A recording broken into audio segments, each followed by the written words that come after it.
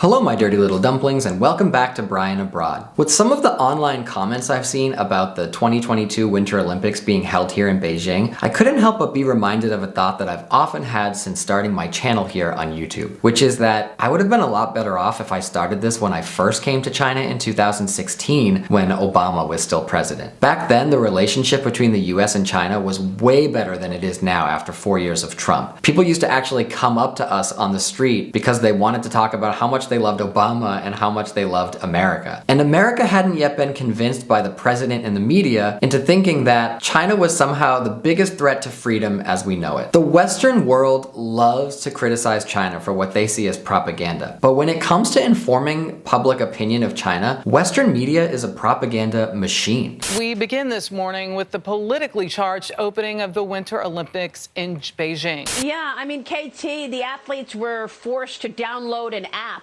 if they wanted to go to the games. I want to know what this app does. Does it basically create surveillance? I would say to our athletes, you're there to compete. Do not risk incurring the anger of the Chinese government because they are ruthless. Eileen Gu, I think, has had to sacrifice her American passport.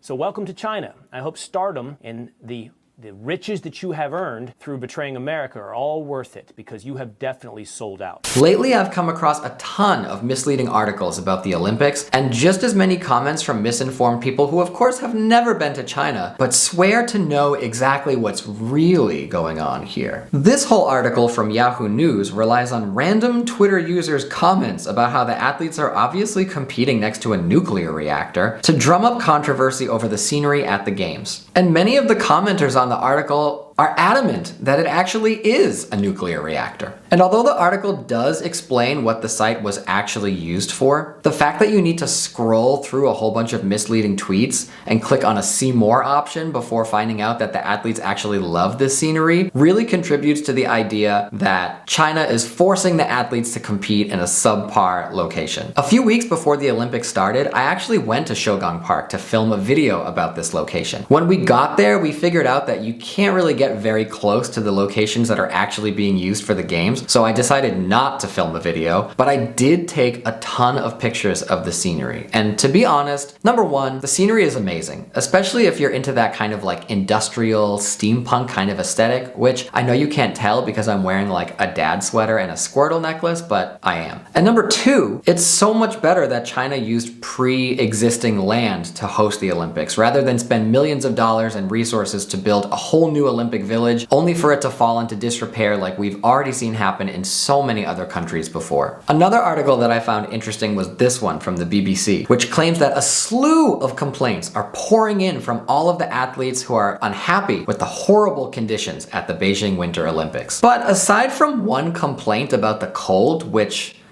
I mean, it is the Winter Olympics. All of the other complaints are from athletes who are unhappy that they were forced to quarantine after testing positive for COVID-19. Despite the fact that before coming to China, which at this point the whole world knows has adopted a zero COVID policy, the rules of what would happen to them were made very, very clear. One particular athlete alleged that the same unsatisfactory meal was being served for all 3 meals a day while she was in quarantine. But the tweet reporting on this to the outside world, a tweet that has more than 15,000 likes at this point, intentionally made it sound like this was the meal being served morning, noon, and night to all of the athletes throughout the whole competition. However, it's been widely reported on that there are a plethora of food options available to the athletes, including American fast food like Pizza Hut and KFC, and a lot of the athletes have actually taken to their own TikTok accounts to broadcast how many choices they have there. I love the onions and the peanuts and the chilies.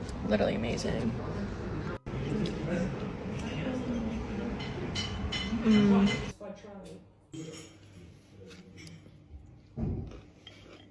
So fire. Everything is so good. We're really full. I ordered way too much food, but I just wanted to try everything. So I tried something new. I got the cauliflower and the rice, and it was so good. And the duck. The duck was insane. Okay, I have to say that in between competitions, I've just been eating. That's how I've been killing the time because the food is so good. Check it out. We got the black pepper mushroom beef dish.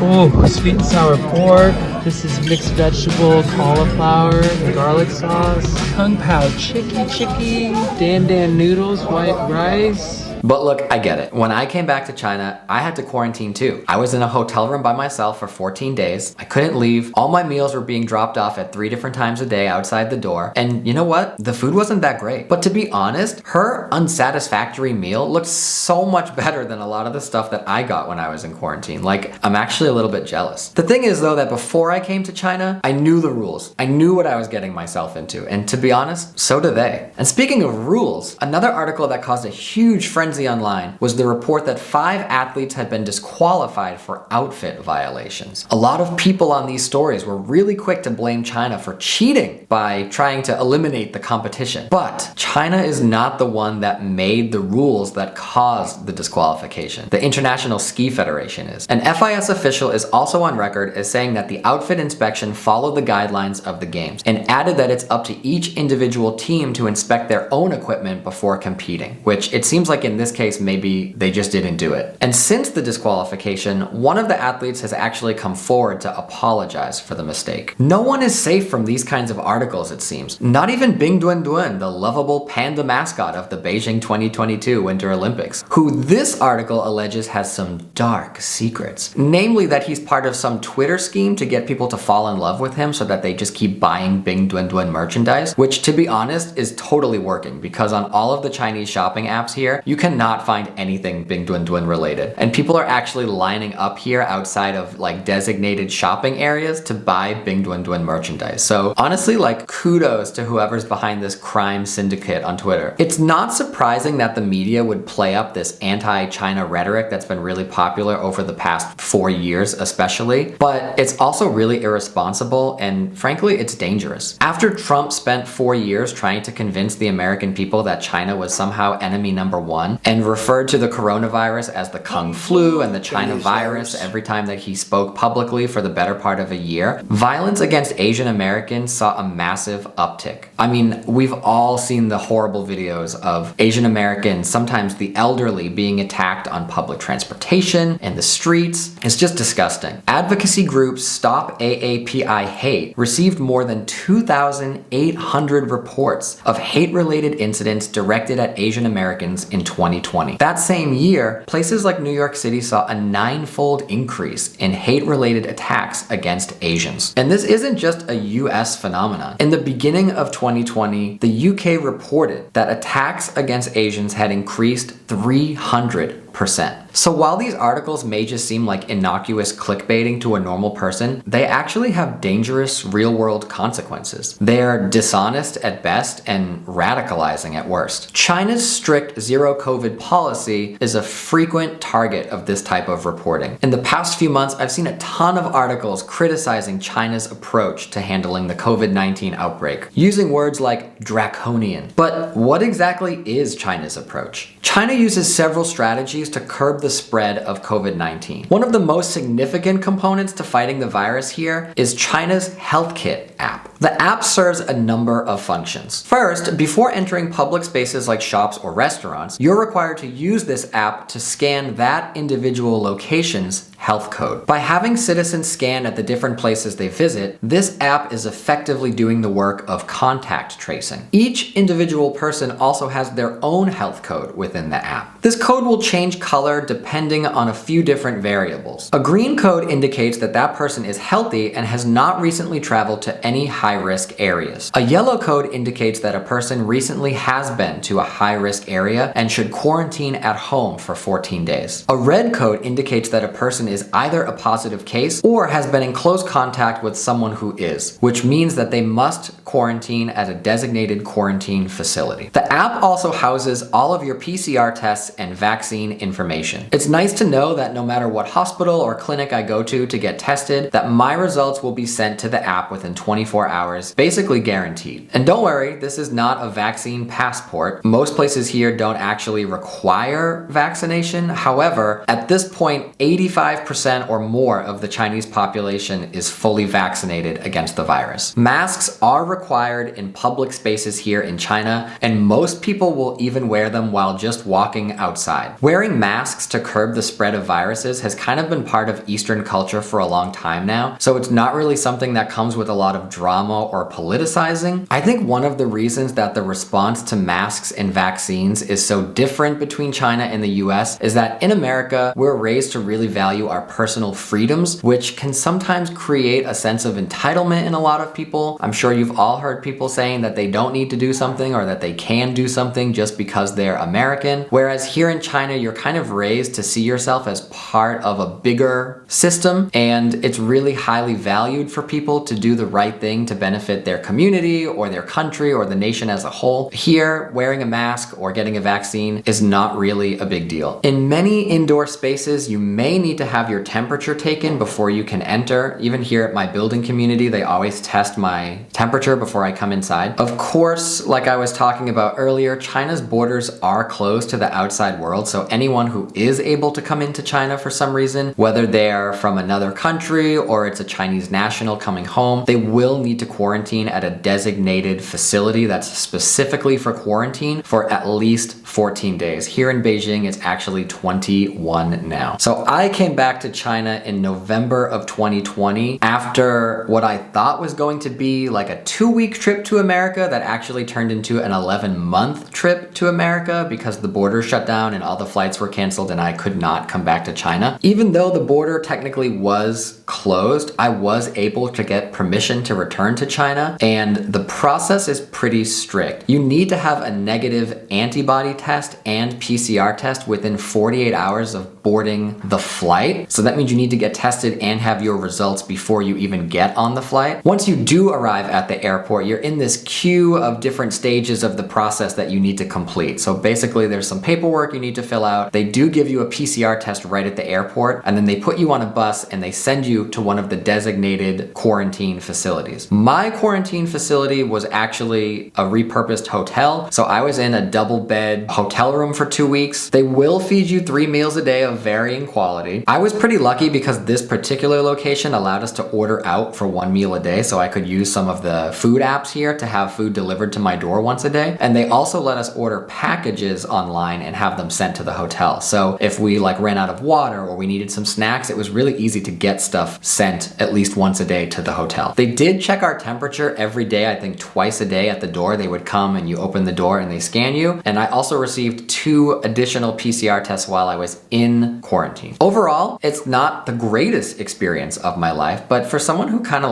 likes to be alone anyway, it kind of wasn't the worst. The quarantine aspect is easily the most contested issue for the Western world when it comes to China's COVID policy. People in the West see it as a huge attack on our personal freedoms to force people to quarantine. But I feel like that's kind of ironic in some ways because, to be honest, never knowing if you're gonna get sick and possibly die literally every time you leave the house is not really like freedom to me. Again, I was in America for almost all of 2020. There were thousands of cases in the country and hundreds of deaths every single day. People didn't want to wear masks. People didn't want to follow social distance guidelines. We were getting up at the crack of dawn once a week to go to the grocery store and be like the first people in the door to try to limit how many people besides ourselves we were coming into contact with every week. You couldn't buy cleaning supplies. You couldn't buy toilet paper, which to this day, I still have Chinese friends were they really hoarding toilet paper in America? And I have to be like, yeah, that happened. And every time I left the house for anything, I always felt like I had to worry about who I came in contact with and am I gonna get sick? And even with the vaccine, sometimes it's still not a whole lot better in the US right now. Just to put it into perspective, as of the day that I'm filming this video, here in China, which does have a population 4.35 times higher than that of the United States, there were 84 new cases and 0 deaths. In the US, on the other hand, there were 34,388 new cases and 472 deaths. Needless to say, I don't really have that sense of fear here that I had when I was back in America going places each day. Since the day that I was released from quarantine, I've been living a very normal life, and most of the time without a mask. I've been traveling, shopping, going to restaurants, going to work where I do not have to wear a mask, going to Universal Studios constantly, and never once in any of the places have I gone to has someone coughed and I've been like, we have to go. We have to go. I have to go.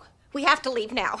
I have to leave. We have to leave now. I have to go. I don't carry that anxiety here with me because COVID cases are so few and far between, and when outbreaks do occur, the government works really quick and really hard to try to contain them. Which occasionally does mean that a small area or even an entire city might need to quarantine. This is by no means a first resort situation, but if all of the mass testing and quarantining of individual cases isn't enough to stop the spread of the virus, they will enforce a mass quarantine. Most recently, after recording the highest number of cases since the virus peaked here in Wuhan, the entire city of Xi'an was placed on a mandatory quarantine. Is it inconvenient? Yeah, of course. I mean, even I was quarantined in my apartment for 8 days after going to Shanghai. And when you're not expecting it and you're not really prepared for it, and it just kind of comes out of nowhere, I mean, it can be very disappointing. Have there been missteps to this approach? Yeah, there have. While the city of Xi'an was recently on lockdown, there were several people who had reported food shortages, and there were some people who required immediate medical attention who were not able to get it on time due to the lockdown, and some of those people actually died. This was widely reported both in the Western media and here in China, and the government here did come forward and apologize and acknowledge that a mistake was made that shouldn't have been made. Not that that changes anything for the people who are affected, of course that's a terrible tragedy, but this of course is an extremely rare case with nothing really like it beforehand. And while this very rare case does show that these mass quarantines can have unexpected consequences if not handled properly, you can't overlook the good that comes out of it. Since January 26th, Xi'an has reported 0 cases each day, and life has pretty much returned to normal there. To date, China has recorded a total of 107,000 positive COVID cases and 4,636 deaths, while the US has recorded more than 78 million positive cases and 918,000 deaths. The UK has reported more than 18 million positive cases and a total of 160,000 deaths. While many media outlets were quick to criticize China's zero COVID approach, calling it draconian, calling it unmaintainable, a lot of those same outlets have recently come forward and said that China is actually doing the right thing and that it would actually be good for other countries in the world to develop a similar policy. It's nice to see some positive media attention for China for a change. It's just too bad that it comes at a time that the New York Times feels the need to share their opinion that Asians are overrepresented in figure skating. I'm still waiting on their follow-up article where they share what they think is the acceptable amount of Asians to have on the ice rink. And that's gonna do it for today's video. Basically, I had just seen too many China-phobic articles about the Olympics and about daily life here, and as someone who lives here day in and day out and actually loves my life here very much, it just gets very frustrating to have to see this negativity and dishonest reporting. I'm not saying that this is a perfect country. Of course, no country is perfect. And I'm not against the media. I actually think that the media has an important job to do in keeping people informed and up to date on what's going on in the world. But where you get your news from and how the news is reported and where the bias lies in that reporting is something that's really important for you to consider carefully when you're consuming these types of reports and articles. You should always do some extra research and you should always do some fact checking before you get to the point where you just immediately react with anger and 100% belief. We're kind of in this weird stage of the internet where almost everything that we see is fake, and it's almost to the point where you need to basically assume that something is not true first and then figure out if it's true afterwards, rather than assume that it's true and then have someone correct you later. And unfortunately, because this age of the internet is kind of new to a lot of people, especially to older people, a lot of people really just don't have that fake news filter. So you really just need to be careful out there and just not believe everything that you see. If you did enjoy this video and you'd like to see more videos about what life is actually like here on the regular, please remember to click the thumbs up, hit the subscribe button, and ring the bell so that you get notified when I upload a new video here on this channel. And I'll see you guys in the next one. Take care.